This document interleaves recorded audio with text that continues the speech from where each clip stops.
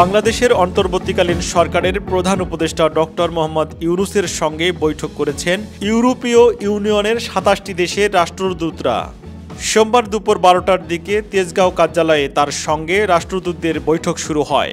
এর আগে ৫ ডিসেম্বর বিকেলে পররাষ্ট্র মন্ত্রণালয়ে সাপ্তাহিক ব্রিফিংয়ে পররাষ্ট্র মন্ত্রণালয়ের মুখপাত্র মোহাম্মদ রফিকুল আলম এ তথ্য আগেই জানিয়ে রেখেছিলেন।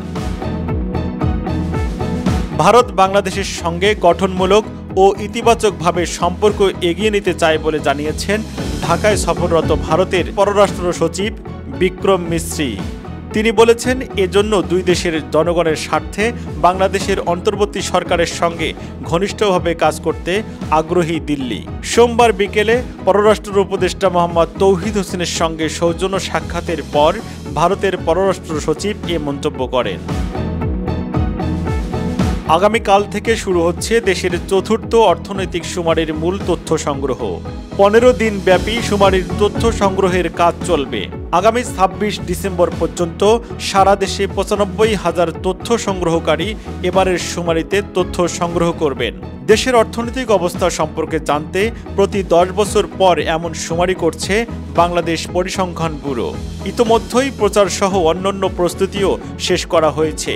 শুমারির সফল বাস্তবায়ন নিশ্চিত করতে আজ সোমবার অর্থনৈতিক শুমারির ২০২৪ প্রকল্প নিয়ে সাংবাদিকদের সঙ্গে প্রেস ব্রিফিং অনুষ্ঠানে এসব তথ্য জানানো হয়েছে।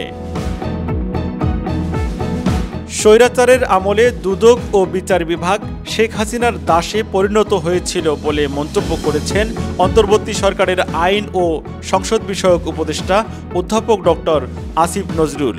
সোমবার সকালে আন্তর্জাতিক দুর্নীতি বিরোধী দিবস উপলক্ষে আয়োজিত অনুষ্ঠানে তিনি একথা বলেন। অন্যায়ের বিরুদ্ধে প্রতিবাদ কখনো থেমে থাকা উচিত নয় বলে মন্তব্য করেছেন বিএনপির ভারপ্রাপ্ত চেয়ারম্যান তারেক রহমান। জাতিসংঘ ঘোষিত মানবাধিকার দিবস উপলক্ষে গণমাধ্যমে পাঠানো বাণীতে সোমবার তিনি একথা বলেন। জাতিসংঘ ১৯৫০ সালে ১০ ডিসেম্বরকে মানবাধিকার দিবস ঘোষণা করে। এবারে আন্তর্জাতিক মানবাধিকার দিবসের প্রতিপাদ্য আমাদের অধিকার, আমাদের ভবিষ্যৎ এখনই। বাংলাদেশ সহ পৃথিবীর কোথাও যেন ভবিষ্যতে আর কেউ মৌলিক অধিকার থেকে বঞ্চিত না হন, সেই লক্ষ্য বাস্তবায়নে একটি ন্যায়নিষ্ঠ ও জবাবদিহিমূলক রাষ্ট্র ব্যবস্থা গড়ার প্রত্যয় ব্যক্ত করেন বিএনপির ভারপ্রাপ্ত চেয়ারম্যান। বিভিন্ন মামলায় আইনি জটিলতা শেষ হলেই ভারপ্রাপ্ত চেয়ারম্যান তারেক রহমান দেশে ফিরবেন বলেছেন বিএনপির মহাসচিব মির্জা ফখরুল ইসলাম আলমগীর। তিনি বলেন, বিএনপি নির্বাচনের জন্য প্রস্তুত, প্রয়োজনীয় সংস্কার সম্পন্ন করে দ্রুত সময়ের মধ্যে নির্বাচন হবে বলে আমরা আশাবাদী। হোয়াইট ওয়াশ এড়াতে বাংলাদেশের পুঁজিটা জুৎসই হয়নি। বাংলাদেশের নারীদের দেওয়া ১২৪ রানের লক্ষ্য তবুও কঠিন হয়ে দাঁড়িয়েছিল আইরিশদের জন্য। শেষ ওভারে ম্যাচ জিততে ১৫ রান করতে হতো সফরকারীদের। সেই কঠিন কাজটাও অতি সহজে করে ফেলেছে আইরিশরা। এক বল বাকি থাকতে বাংলাদেশকে হোয়াইট ওয়াশের লজ্জা দিয়েছে সফরকারী আয়ারল্যান্ড। বাংলাদেশকে হারিয়েছে ৪ উইকেটের ব্যবধানে, আর তাতে ৩ ম্যাচের টি-২০ সিরিজ ৩-০ ব্যবধানে হেরেছে বাংলাদেশ। গাজা যুদ্ধবিরতি নিয়ে চলমান পরোক্ষ আলোচনায় অভূতপূর্ব অগ্রগতি হয়েছে বলে জানিয়েছে মিশরের একটি নির্ভরযোগ্য সূত্র।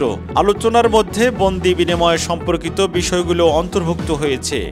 সোমবার আল আরাবি আল জাদিদকে দেওয়া এক বিবৃতিতে সূত্রটি জানায়, হামাস গাজায় আটককৃত ইসরায়েলি বন্দীদের একটি প্রাথমিক তালিকা মিশরীয় মধ্যস্থতাকারীদের কাছে দিয়েছে, যা নিয়ে ইসরায়েলি প্রতিনিধি দল পর্যালোচনা করছে।